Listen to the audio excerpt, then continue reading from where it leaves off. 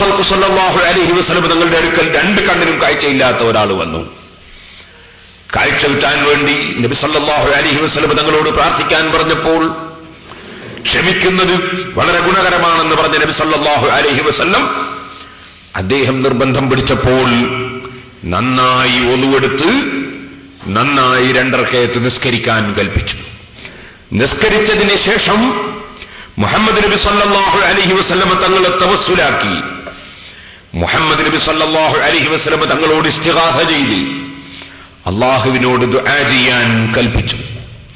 അല്ലാഹുമ്മ ഇന്നി അസ്അലുക വതവജ്ജഹു ഇലൈക ബിനബിയിക നബിയ്യിർ റഹ്മ യാ മുഹമ്മദ് ഇന്നി ഖദ് തവജ്ജഹതു ബിക ഇലാ റബ്ബി ഫീ ഹാജതി ഹാദിഹി ലിതഖദിയ ലീ ഔ ലിതഖദാ ലീ അല്ലാഹുമ്മ ഫശഫിഹു ഫിയാ. സഹാബികൾ നബി സല്ലല്ലാഹു അലൈഹി വസല്ലം തങ്ങളെ കൊണ്ട് ശഫാഅത്ത് ചോദിച്ചിരുന്നു. അതേ നബി സല്ലല്ലാഹു അലൈഹി വസല്ലം തങ്ങളുടെ ദുആ തന്നെ ശഫാഅത്താണെന്ന് അതാ ഇബ്നു തൈമിയ്യ തന്നെ അദ്ദേഹത്തിന്റെ ഖാഇദത്തുൻ ജലീലത്തുൻ ഫി തവസ്സുലി വൽ വസീല എന്ന ഗ്രന്ഥത്തിൽ തന്നെ പറഞ്ഞിട്ടുണ്ട്. നബി സല്ലല്ലാഹു അലൈഹി വസല്ലം തങ്ങൾ നടത്തുന്ന പ്രാർത്ഥന അത് ഉമ്മത്തുകൾക്ക് വേണ്ടി ചെയ്യുന്ന പ്രാർത്ഥന ശുപാർശയാണ്. ഈ ശുപാർശ ആഗ്രഹിച്ചുകൊണ്ടാണ് ഈ സഹാബി വന്നിട്ടുള്ളത്.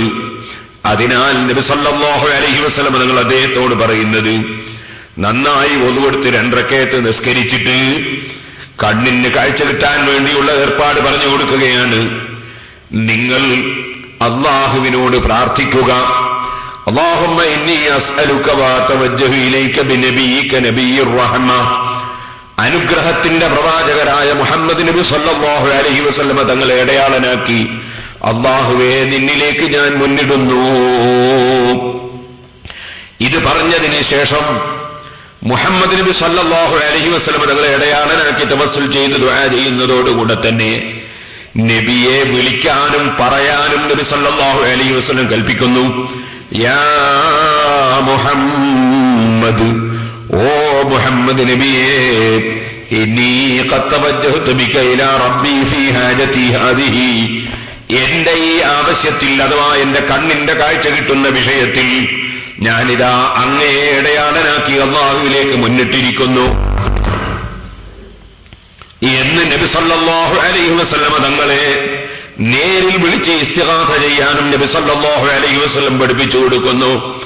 നബി സല്ലല്ലാഹു അലൈഹി വസല്ലം തങ്ങളോട് നബിയെ അങ്ങേ ഇടയാളനാക്കി ഞാനിതാ അല്ലാഹുവിലേക്ക് മുന്നിടുന്നു. എന്തിനു വേണ്ടി?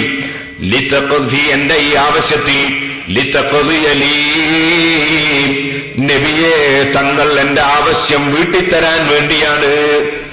ലിതുഖ്ലാലി എന്നും അവിടെ ചില കോപ്പിയിൽ ഉണ്ട്. എന്റെ ആവശ്യം നിർവഹിച്ച് കിട്ടാനാണ് എന്നാണ് അപ്പോൾ അർത്ഥം. ഏതായിരുന്നാലും വിഷയം ഒന്ന് തന്നെ.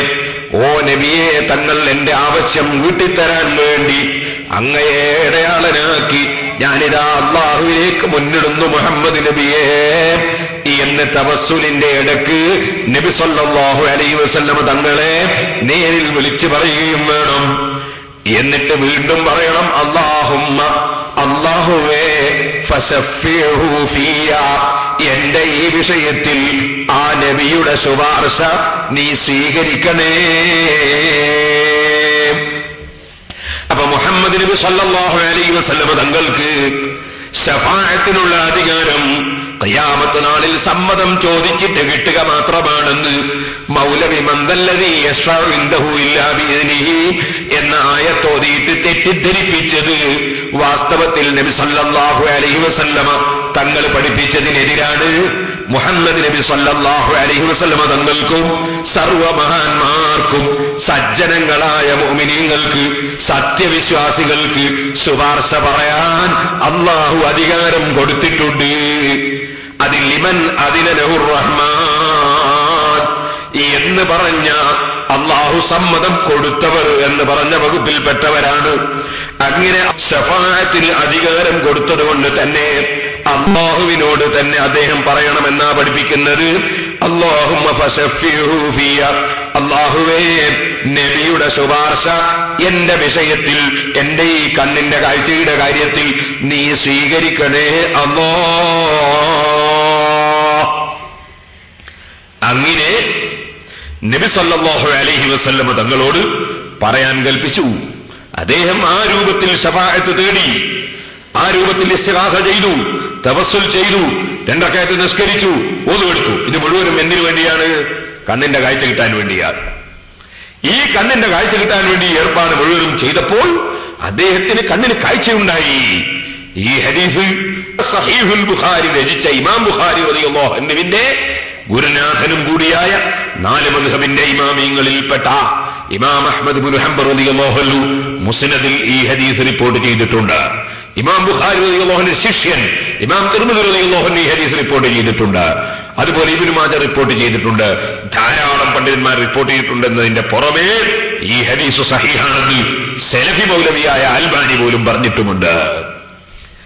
എന്നാൽ ഇതേ നബി സല്ലല്ലാഹു അലൈഹി വസല്ലം തങ്ങൾ വിളിച്ച് ഈ സഹായം ചോദിക്കുന്ന ഏർപ്പാട് നബി സല്ലല്ലാഹു അലൈഹി വസല്ലം തങ്ങളുടെ വഫാത്തിന് ശേഷവും ഉസ്മാൻ റളിയല്ലാഹു അൻഹുവിന്റെ ഭരണകാലത്ത് സഹാബിയായ ഉസ്മാൻ ഇബ്നു ഹുനൈഫ റളിയല്ലാഹു അൻഹു മറ്റൊരു വ്യക്തിക്കൊരു കാര്യം നിർവഹിക്കപ്പെടാൻ വേണ്ടി ഇതേ നിസ്കാരവും ഇതേ ഒന്നുവും ഇതേ പ്രാർത്ഥനയും നബിയെ വിളിക്കലും പറയലും വഫാത്തിന് ശേഷവും ചെയ്യാൻ വേണ്ടി സഹാബിയായ ഉസ്മാൻ ഇബ്നു ഹുനൈഫ റളിയല്ലാഹു അൻഹു കൽപ്പിച്ചത് ഇമാം ഖബറാനി റളിയല്ലാഹു അൻഹു റിപ്പോർട്ട് ചെയ്തിട്ടുണ്ട്. അതിന്റെ റിപ്പോർട്ടർമാര് സ്വീകാര്യയോഗ്യരാണെന്ന് ഹദീസ് പണ്ഡിതന്മാർ വിവരിച്ചിട്ടുമുണ്ട്. ആകയാൽ നബി സല്ലല്ലാഹു അലൈഹി വസല്ലം തങ്ങളുടെ കാലത്തും നബി സല്ലല്ലാഹു അലൈഹി വസല്ലം തങ്ങളുടെ സഹാബത്തിന്റെ കാലത്തും അഥവാ നബിയുടെ വഫാത്തിന് ശേഷവും നബിയും പഠിപ്പിച്ചിട്ടുണ്ട്, സഹാബത്തും പഠിപ്പിച്ചിട്ടുണ്ട്. നബി സല്ലല്ലാഹു അലൈഹി വസല്ലം തങ്ങളോട് ശഫാഅത്ത് തേടുന്നത് അത് ഇബ്നു ഹജർ അസ്ഖലാനി റളിയല്ലാഹു അൻഹുവിന് വിവരമില്ലാഞ്ഞിട്ട് പാടിയതല്ല, പറഞ്ഞതല്ല. ഇബ്നു ഹജർ അസ്ഖലാനി റളിയല്ലാഹു അൻഹുവിന്റെ പാട്ടിൽ എവിടെയാണ് ശഫാഅത്ത് ചോദിക്കലുള്ളത്, ശുപാർശ ചോദിക്കലുള്ളതെന്ന് മൗലവി പറഞ്ഞത് കേട്ടില്ലേ? അതിനെ സംബന്ധിച്ച് ഞാൻ പറഞ്ഞല്ലോ, ബഹുമാനപ്പെട്ട ഇബ്നു ഹജർ അസ്ഖലാനി റളിയല്ലാഹു അൻഹു ഫസ്ഫഇലി മാദിഹിക്കല്ലദീ ബികയത്തഖി, അങ്ങയുടെ മദ്ഹ് പാടുന്ന എനിക്ക് തങ്ങൾ ശഫാഅത്ത് ചെയ്യണേ നബിയേ എന്നർത്ഥം വരുന്ന പദ്യം തന്നെയാണ് ചൊല്ലിയിട്ടുള്ളത്. അത് ചൊല്ലാൻ ഇബ്നു ഹജർ അസ്ഖലാനി റളിയല്ലാഹു അൻഹുവിന് 100 കണക്കിന് തെളിവുകളുണ്ട്. ആ തെളിവുകളെ കൂട്ടത്തിൽ ഒന്ന് മാത്രമാണ് ഞാനിപ്പോൾ സൂചിപ്പിച്ചത്. മൗലവിക്ക് ഓർമ്മയില്ലാത്തതിന്റെ പേരിൽ, മൗലവി കാണാത്തതിന്റെ പേരിൽ ഇബ്നു ഹജർ അസ്ഖലാനി റളിയല്ലാഹു അൻഹുവിന്റെയും ഇബ്നു ഹജർ ഹൈതമി റളിയല്ലാഹു അൻഹുവിന്റെയും മഹാന്മാരായ ഇമാമികളുടെയും വാചകങ്ങൾ തള്ളുന്നതാണല്ലോ നമ്മൾ കേട്ടത്. എന്നാൽ ഇമാമികൾ ദീന് പഠിച്ചിട്ടാണ് അവർ അല്ലാഹുവിന്റെ ദീന് പ്രചരിപ്പിച്ചത്.